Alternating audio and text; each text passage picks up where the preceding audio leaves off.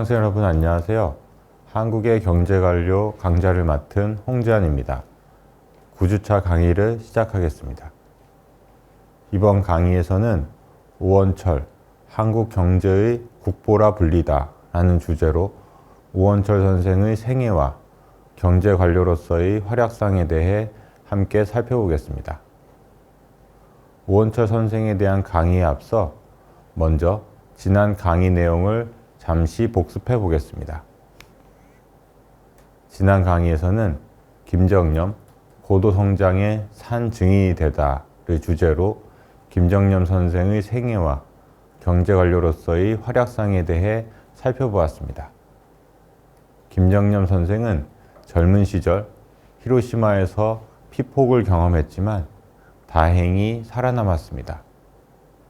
이후 한국에 돌아와 한국은행에서 사회생활을 시작한 그는 한국은행 재직 당시에는 전시 인플레 문제를 수습하기 위해 실시한 통화개혁의 실무를 담당하였습니다.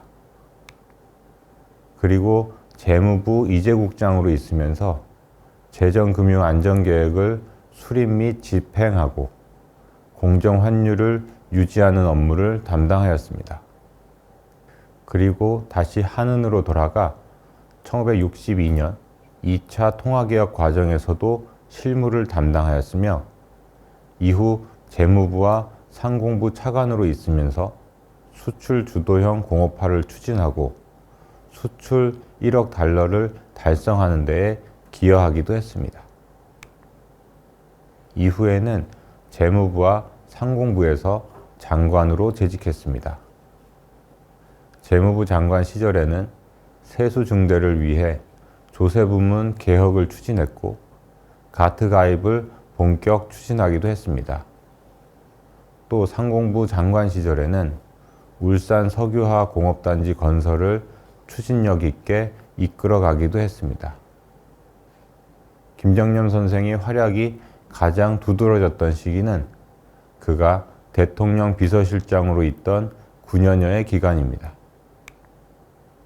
그는 장기간 비서실장으로 있으면서 경제 분야를 총괄하는 역할을 했고 그 과정에서 중화공업화, 산림녹화, 새마을운동, 8.3 조치, 부가가치세 도입 등의 변화에 깊숙이 관여하였습니다. 이제 지난 강의에 대한 복습을 마치고 오원철 선생에 대한 논의를 본격적으로 진행하겠습니다. 그는 1970년대 한국이 중화공업화를 추진하는 과정에서 청와대 제2경제수석 비서관으로서 핵심적인 역할을 했던 인물입니다. 이번 강의를 통해 국보라 불렸던 오원철 선생에 대한 그리고 1970년대 중화공업화 과정에 대한 이해폭이 넓어지기를 기대합니다. 참고로 오원철 선생의 경제관료로서의 활동에 대해서 더 자세히 알고 싶으신 분은 그가 남긴 회고록 박정희는 어떻게 경제강국 만들었나를 읽어보시기 바랍니다. 저도 이 강의를 준비하면서 이 회고록을 상당 부분 참고하였습니다.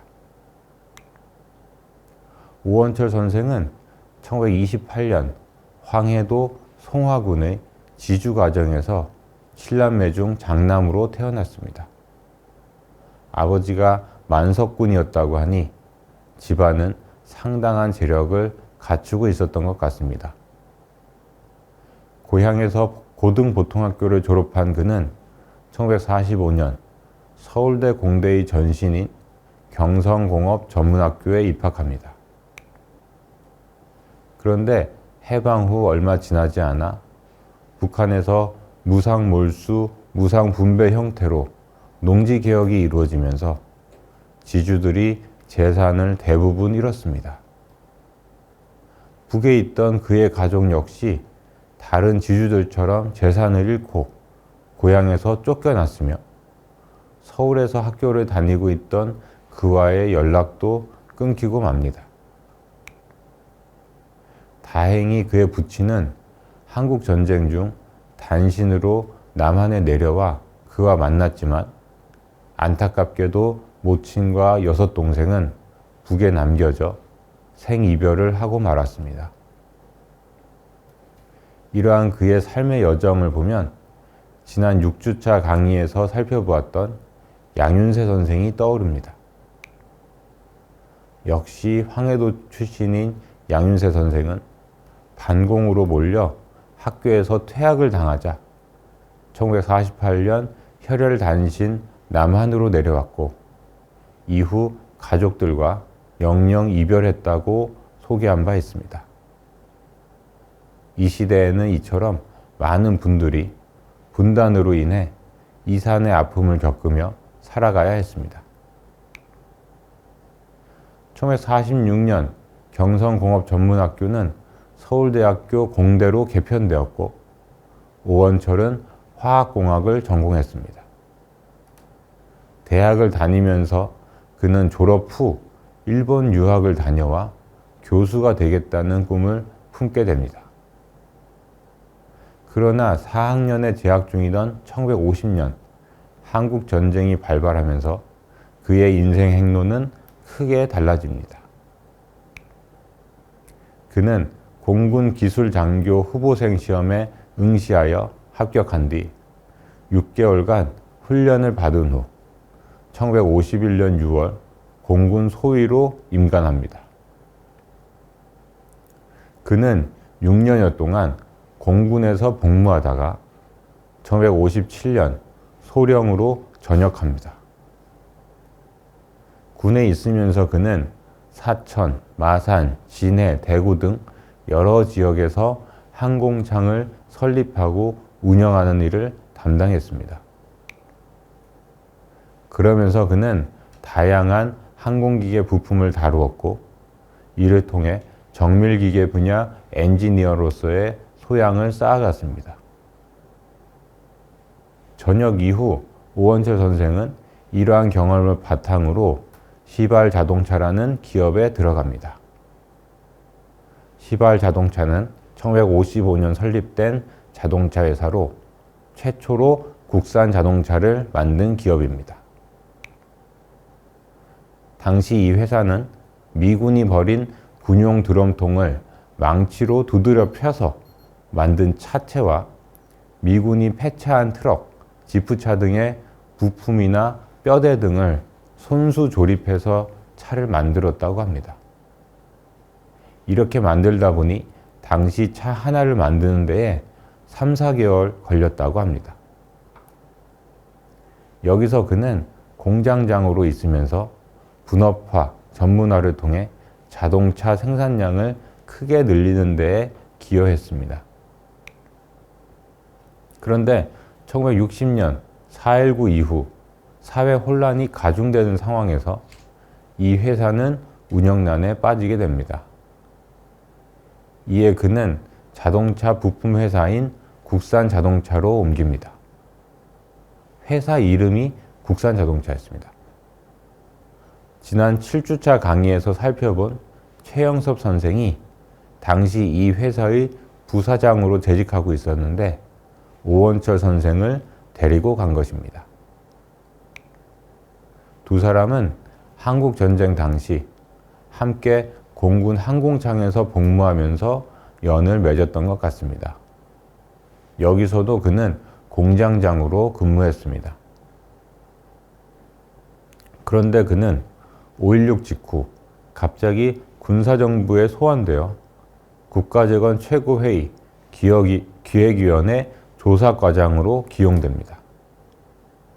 이렇게 해서 그는 졸지에 공무원이 되었고 이후 경제관료로서의 길을 걸어가게 됩니다. 자동차 부품을 만드는 회사 공장장으로 근무하던 그가 어떻게 갑자기 군사정부의 호출을 받게 된 것일까요? 그 자세한 내막을 알기는 어렵습니다. 오원철 선생은 훗날 한 인터뷰에서 공군에서 항공기 정비, 주물, 도장 등 기계와 관련해 안 해본 일이 없었던 데에다 당시 최첨단 제품인 자동차와 자동차 부품 공장의 공장장을 지낸 이력이 감안된 것 같다고 이야기한 바 있습니다. 하지만 구체적으로 누가 왜 그를 추천해서 들어가게 되었는지는 알 수 없습니다. 그는 1개월 뒤 상공부 화학과장으로 자리를 옮깁니다. 이 역시 당시 상공부 광무국장을 맡게 된 최영섭 선생이 천거했기 때문이었습니다. 그가 주로 기계와 관련된 일을 해왔지만 대학에서의 전공은 화학공학이었다는 점이 화학과 과장으로 가게 된 주 요인으로 보입니다. 이후 그는 청와대로 옮기기 전까지 상공부에서 9년 넘게 근무하면서 공업 제1국장, 기획관리실장, 광공전 차관보를 역임하게 됩니다. 그가 상공부 화학과장으로 옮기고 얼마 지나지 않아 각 부처에 제1차 경제개발 5개년 계획에 담을 추진안을 제출하라는 지시가 내려왔습니다. 명확한 지침도 양식도 없는 상태였기 때문에 각 부처는 어떻게 작성해야 할 것인가를 놓고 고심할 수밖에 없었습니다. 우원철 과장은 화학공업 발전 계획을 작성하여 최고회의에 제출했습니다. 가장 시급한 나주 비료 공장부터 건설하고 그 다음에 소다해 공장, 정유 공장, 제3사 비료 공장, 제3사 시멘트 공장 등을 건설한다는 계획을 담았는데 각 공장별로 생산 제품명, 규모, 국내 수요, 건설비, 건설기간 등에 관한 내용을 작성했습니다. 사실 이 계획에 대해 오원철 과장 스스로도 자신이 없었습니다. 이러한 장기 계획을 세워본 적이 없었으니 당연한 일이었습니다. 그럼에도 그가 제출한 계획은 상당히 좋은 평가를 받았고 그는 최고회의에서 그 내용을 직접 발표하게 됩니다. 오원철 과장은 갱지 10여 장의 차트를 그려 최고회의를 찾아갔고 권력을 쥐고 있던 군인들 앞에서 브리핑을 했습니다. 다행히 특별한 질문은 없었습니다. 민간인 신분으로 회의에 참석했으며 훗날 건설부 장관이 되는 주원 선생이 충분한 사전 검토가 이루어진 계획인가? 라고 물었을 뿐이었습니다. 오원철 과장은 분위기상 차마 계획에 자신 없다고 이야기할 수 없었기 때문에 그렇다고 대답했습니다. 이렇게 해서 그가 작성한 화학공업 발전 계획이 통과되었습니다. 지난 8주차 강의에서도 말씀드렸지만 경제개발 초기에는 화학공업이 중요합니다. 제1차 5개년 계획에서도 마찬가지였습니다. 화학공업이 핵심이었습니다. 결국 오원철 과장이 작성한 정유, 비료, 시멘트 등 화학공업 부문의 발전 계획은 제1차 5개년 계획의 핵심을 구성하게 됩니다. 한편 지침도 양식도 없던 상황에서 그의 계획이 통과되자 그가 준비했던 갱지 10여 장에 그려진 차트는 일종의 모범 답안이 되었다고 합니다. 상공부뿐만 아니라 농림부 등 다른 부서에서도 이를 기준으로 삼아 계획을 발표할 자료를 만들었던 것입니다. 이는 1차 5개년 계획이 얼마나 졸속으로 만들어졌는가를 보여주는 하나의 에피소드라고 할 수 있겠습니다. 지금까지 오원철 선생이 경제관료가 되어 경제발전 5개년 계획 입안 과정에서 활약했던 모습까지 살펴보았습니다. 다음 시간에는 그가 상공부, 공업제1국장, 차관보로 있으면서 한국 경제가 수출 주도형 성장을 추진하는 과정에서 했던 역할에 대해 살펴보겠습니다.